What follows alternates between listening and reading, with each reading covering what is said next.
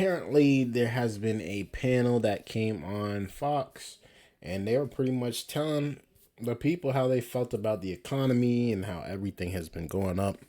As you can see here on the screen, there's a little bit of the numbers that have been going up, and these things are double digit all across the board. Double digit all across the board, as high as 55% and as low as 20%. Nothing under 20%, pretty much. Nothing under 20%. Unbelievable. But, they'll tell you on CNN, and they'll tell you on MSNBC and all these other woke media that, inflation is not that bad. It's you just not making enough. Let's tune into the video.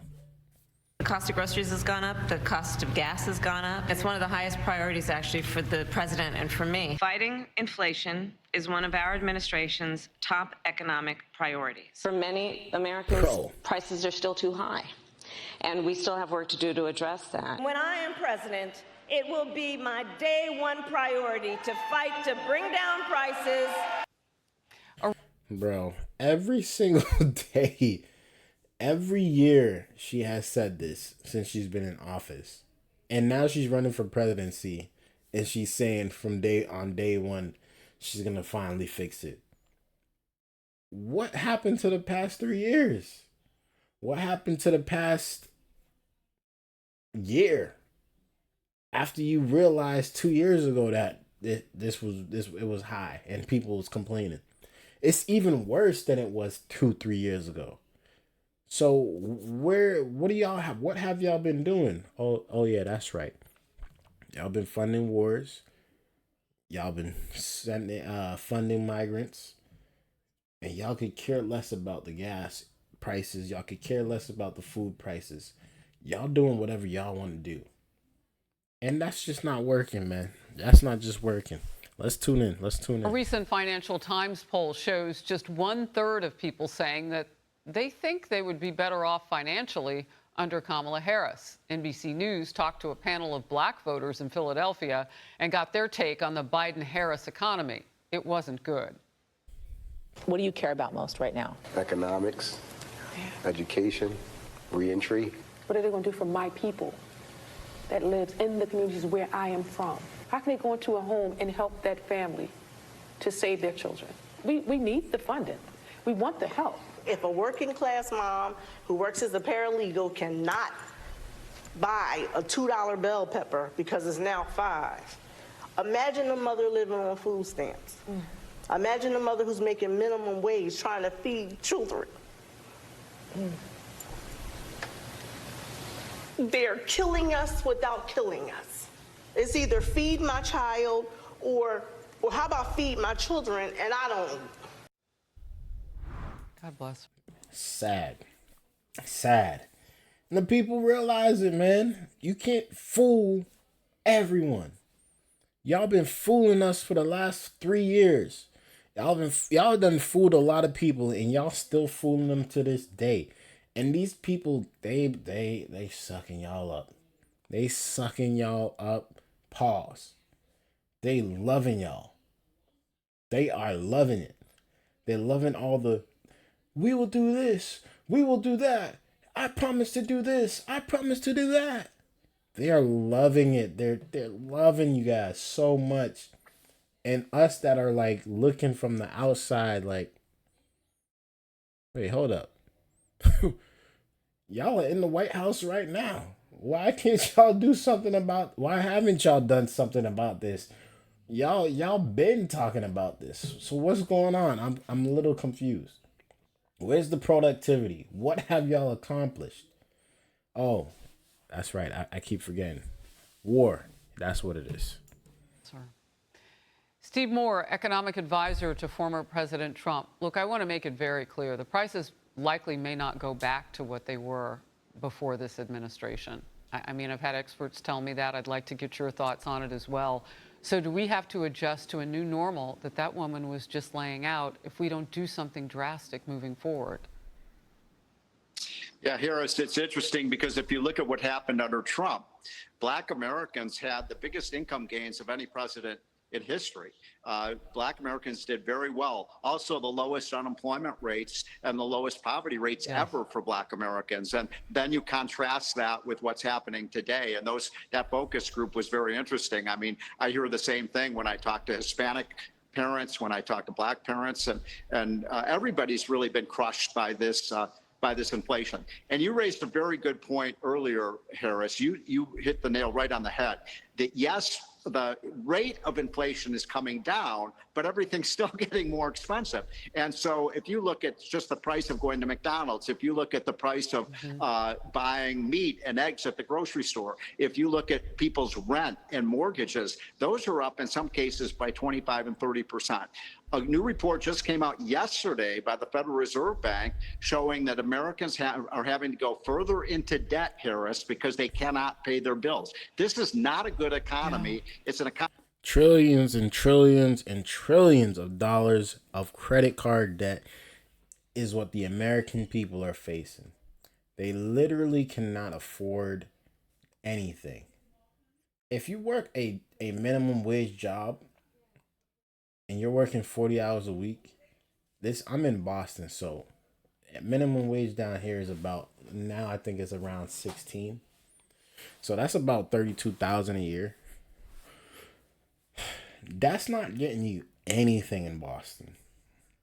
You automatically have to work at least 2 full-time jobs to do anything, to survive. Car payments is up, food is up, rent is up, mortgage is up, housing is up. You can't buy a house in Boston right now. If you work less, listen here, if you don't have 2 jobs and you don't make over 50 grand a year, and this is on the low end. If you don't make over 50 grand a year, you cannot afford to buy a house in Boston. That's 100%. That's a fact. Not by yourself. You cannot do it. That's how bad it is. And yeah, I'm living in one of the most expensive cities, so I get that. But, some of us adapt. Some of us have to adapt. Some of us make it through. We hustlers, so we make it work. But the majority of people, they cannot afford. They cannot afford a $200,000 home with a. I gotta get this back on. Hold on. They cannot afford. All right, we back. They cannot afford a $200,000 home with a 6-point-something interest rate. They can't afford it. Not by themselves. That bill is over $22,000 a month, and that's just mortgage, not including your car. Some of y'all like driving nice cars. Some of y'all just got bad credit, so y'all can't even get a good car. If y'all get a good car, it's probably going to be used with a high interest rate. It's terrible out here for people. I've seen some interest rates that make me want to run. I couldn't believe it. I was like, how you got 14% interest rate on a car loan? That's wild to me. That's wild. That's like a credit card on a card. On a car. It's insane, but let's see what else they talking about here, man. Economy that's really stressing out middle class and lower income people. One of the things I brought up with former President Trump recently in an interview was the fact that counseling credit organizations are seeing a hike, a tremendous hike, in people trying to figure out, well, can somebody help me figure out how to make my money pay more bills? What do I need to give up? That sort of thing. They need counseling because they're carrying so much debt. They're buying food, groceries with credit cards. So we know people are hurting, and now the people who help them are just overwhelmed with the level of need that's out there.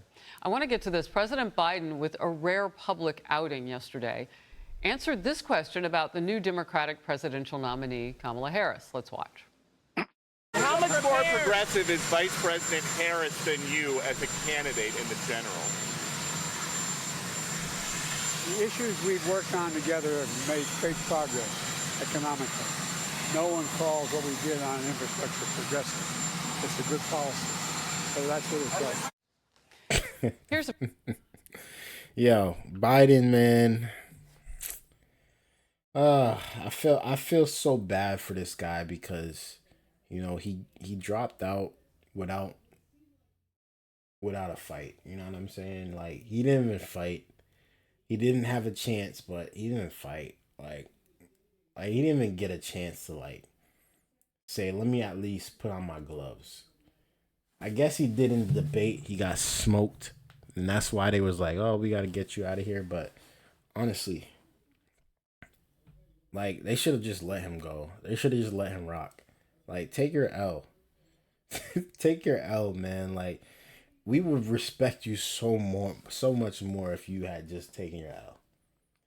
Real talk. I don't know any, unless they like a real Biden hater, but I don't know any people. I know people that hate Trump like that, but I don't know people that hate Biden to the point to where they're like, oh, I want to see this man die type of thing. Like, only people say that about Trump, which y'all are wicked for saying that. Anyways,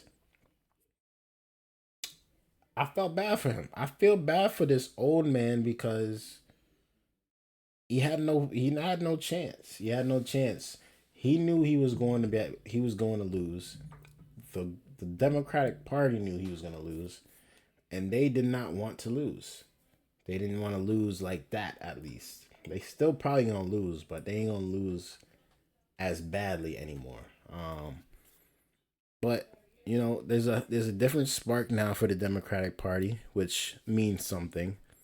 But at the end of the day, I still don't think it will play well in their favor because of just everything that's been happening this last 4 years and within these last couple of months.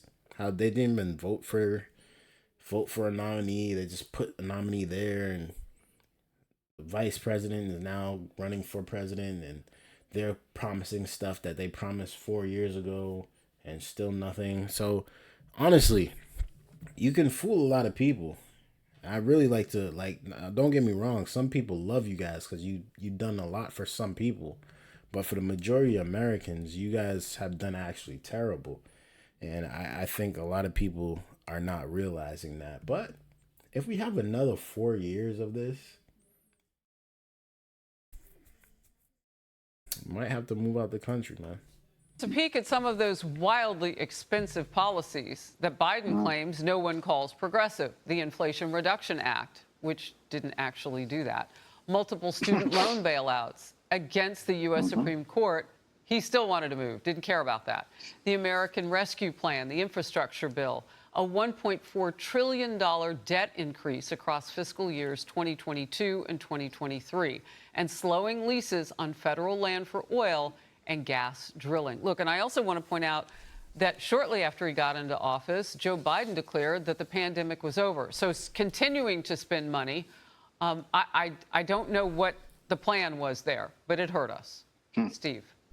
Well, by the way, more people died of COVID under Biden than under Trump, which is amazing because the most virulent strain of COVID happened under Trump. That's true. So when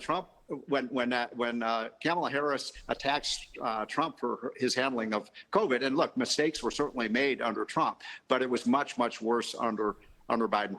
All of those numbers that you've been showing indicate that you had a prosperity under Trump.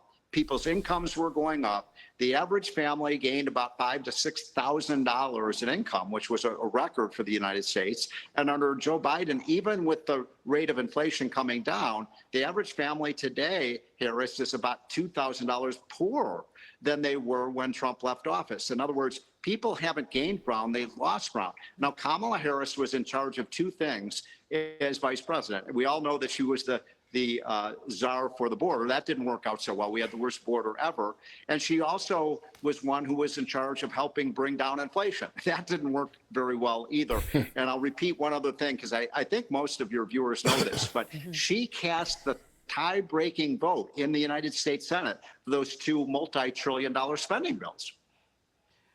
Yeah, I mean, Biden has often said that she's the last person in the room on all of the decisions that are important to Americans. She was there. It's her administration, too. And just yesterday, the campaign, or day before yesterday, her campaign put out that there's no daylight between Biden and Kamala Harris Right. and their policies. So I think it's clear. And what hasn't worked, I would surmise, would be the continuation of what we'd see now unless something drastic changes. Steve Moore, thank you. So this is, yeah, one just last point. I want people to really understand that last point that you just made. Kamala Harris is running on the Biden agenda. She is joined at the hip with Biden. So I guess what Donald Trump should say is, if you like the last 4 years, you're going to get 4 more years of this under Kamala Harris. I happen to think it's been a disaster, and I think most Americans do too. Steve. Absolutely, boss, man. Thank you so much for coming on here and telling it like it is. I agree. The last couple years, man, it's just been a crazy event. I'm still obviously thriving because to me, it don't matter who's in the president's seat. You still got to find a way to maneuver and make some type of money out of it. But still, things were a lot better. Things are clearly a lot better. I mean, gas prices, from groceries, from stock market, even though it's at all-time highs.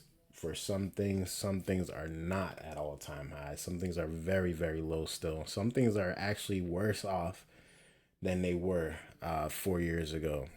So it's very interesting to see how some people feel about what has actually been really going on with the economy and Bidenomics, and what they think Kamala Harris is actually going to do these next 4 years if she remains in the president seat.